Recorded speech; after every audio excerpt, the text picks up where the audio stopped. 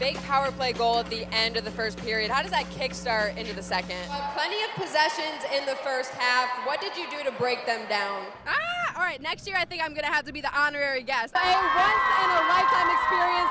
Fans are going wild. It's making sure that the ball has enough elevation to get through the uprights. Not only your first game back, your first shot back. How did it feel when you scored that goal? All right, so one of your pregame routines is to throw the ball against the wall, and it really helps your hand-eye coordination. So we saw Reed what he did with his normal 75 flex stick. This is just pure wood. Kind of break this down for me. At 15 years old, I was worried about what I was doing for summer vacation. However, Coco Gauff has her sights on way bigger plans. Yeah, I got Adrian Peterson for $2. That's a steal. Wow. That's a I told you to get him. He's going to be good. All right. And you weren't happy with that. All right, well, we're part of the strategy. That's all I want.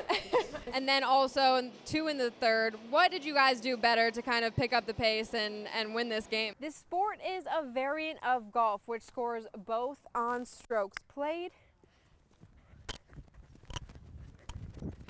and time taken to complete the round. Now, the fans did their job here at home. The question was, could the Comets do theirs? Simple answer is yes. It began in her breast, and then from there it just went all over till finally into her brain. And then that's when she passed away. At just 20 years old, Comets goalie Michael DiPietro is no stranger to tragedy, losing his mom Rebecca at a very young age. Michael was 5 when she passed away, but she battled cancer for 9 years. Do you remember any of this as it was going on? Yeah, there's bits and pieces. Obviously, when you're at a young age, there's things that you pick up on. Well, for myself, I rely on Dad. Telling me stories about her. I rely on my godmother, her best friend, telling me stories about her, just so I can learn more. And I hear people telling me that I look like her in many ways, and I'm caught looking at pictures and trying to see those resemblances. Do you see a lot of Rebecca in him? Oh, absolutely. His eyes are all Rebecca, and thank God his looks too. Go from there. So.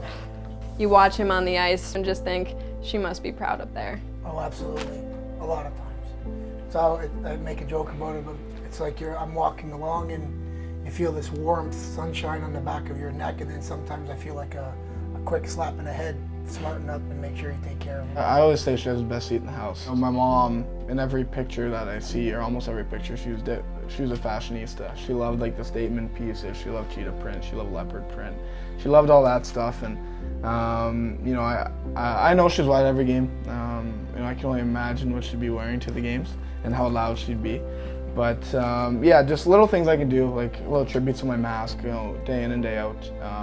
Just something that reminds you, of home. And what do you attribute your attitude to? I mean, you're very positive. Where do you kind of get that from? Well, my dad, for sure. For someone to be going through something like that, your wife is sick and you have a toddler that you have to put a completely different face on. You step out of the room and you have to find a positive way to, just kind of play with him. And so, when you're younger, you appreciate those things, but when you get older and you have a chance to really digest everything that kind of went on, I'm very proud to be his son and to have him be my best friend. And that's a bond that will never be broken. And he's basically the only person that knows me inside and out for who I am. And like I said, I consider myself extremely lucky. Hey there, Don and Kristen. I'm live outside the Class of 1965 arena here on the campus of Colgate University. Now, dozens gathered for today's press conference that just got over a little while ago, and they officially introduced the new Vice President and Athletic Director for Colgate, Nikki Moore. Now, Raiders head coaches, players, and staff members gathered in the lobby as Nikki Moore was officially introduced. Now, after a national search, Moore was selected to lead Colgate's athletics, recreation, and physical education programs. This is a prestigious position. Colgate sponsors 25 Division I teams and over 500 student athletes. Moore certainly has the experience. She served as Senior Associate Athletic Director and Senior Women Administrator for the University of North Carolina at Chapel Hill since 2015, and if you're a sports fan, you know how well they've done at sports. She also talked about how welcomed the Colgate community has already made her feel, even though she doesn't officially take over until July 1st. Now, coming up at 6 in sports, we'll hear from the outgoing athletic director, Vicki Chung, and she talks about how excited she is to pass the baton to Moore. But for now, Don and Kristen, back to you. Okay, Alicia Daddario live at Colgate tonight. From the sports station, here's Alicia Daddario. Good evening. As we know, the Boilermaker is a great community event, but not getting lost in the shuffle, there's also a competitive race aspect that always makes things interesting. Let's take a look at this year's group of elite runners to watch for. According to our race analyst Nate Getman, the men's elite field is thinner than in years past, so expect a smaller number of names to emerge. Last year's winner, Gabrielle Guillet, is the favorite to win Sunday's race. Then on the women's side, Getman expects a sweep from the Ethiopians led by Rudy Agasora, who won the Tokyo Marathon with a time of 2:20. As for the top local runners, a pretty cool story here. A husband and wife duo, Matt Lacey and Kat Beck from Clinton, look to lead the pack. Getman will be on the call for us, and he talks about what he looks for as the race unfolds. Through the golf course is when they kind of separate, and we know usually in the golf course who among maybe 5 or 6 runners are still left, and then at Burstone it's between usually 2 or 3 runners. So you're looking at, are they looking back behind them? Are they grabbing a lot of water? Are they look very tired? You watch their arm carry, you watch whether their strides have shortened a lot, and you just kind of you look at the look on their faces to see if they're grimacing a lot. So you notice those things. It's harder to see from where we are as it was on the truck, but so we have a pretty good vantage point. And as we've been saying, our Boilermaker coverage continues all weekend long. Back in April, we introduced you to the area's newest semi-pro football team, the Mohawk Valley Nighthawks. Well, tomorrow night is your opportunity to see the team yourself. Formerly known as the Utica Yard Dogs, the Nighthawks are under new management and are rebranding football right here in the Mohawk Valley. The team is led by head coach Ken Marion, with the majority of players being local products. The Nighthawks kicked off their inaugural season with a huge win over the defending EFL champion Hudson Valley Mountaineers. Then in their first home game, MV lost a tough 1-point contest to the Brunswick Bobcats, but the Hawks returned to Waterville High School looking for that first win in front of the home crowd. Overall, the season is going well, but the team understands it is a process. So far, basically, it's just like you said, it's all about learning. Yeah. So we have to learn each other. You have to learn how to work with each other. You have to learn how to perform well as a team. I cannot wait. The fact that it's tomorrow and it's my first game since, 6 years since I played home. So this is like the first all over again, so I can't wait. Literally, I will get probably about an hour's sleep tonight.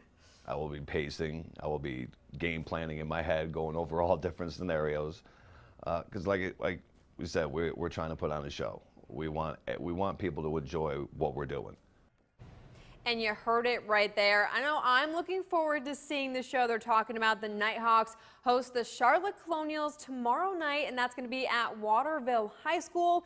Kickoff is scheduled for 7 p.m.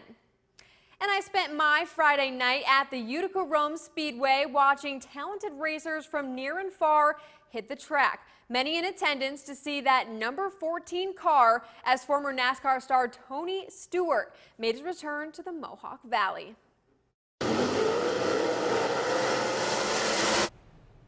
The last time Stewart competed at the Utica Rome Speedway, he scored a 5th place finish against the All-Star Circuit of Champions.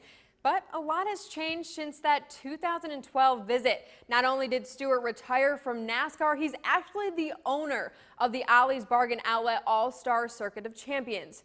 Did that help? Heck yeah. Tonight, Stewart earned 2nd place, finishing behind Aaron Rutzel, his 6th win of the year and 15th of his career. Jared Wells was born with cystic fibrosis, but over the last 5 years, he started to get really sick.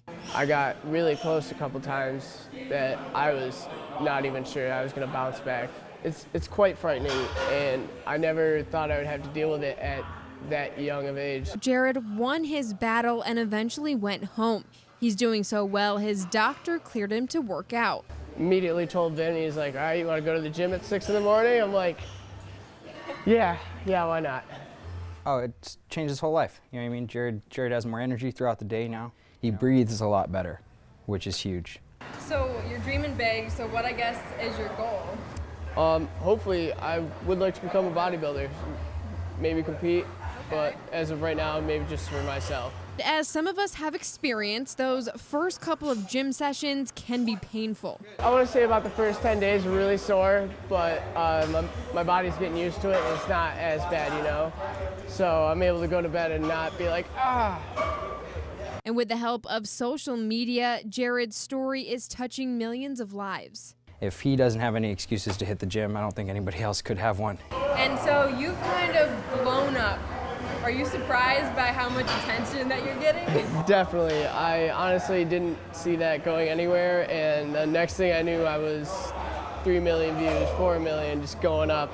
I really do appreciate all the motivation and support that everyone's given me. And it's definitely getting me to get up out of bed, because I know a lot of people are loving to see the journey, and I'm glad I can inspire a lot of people while doing it.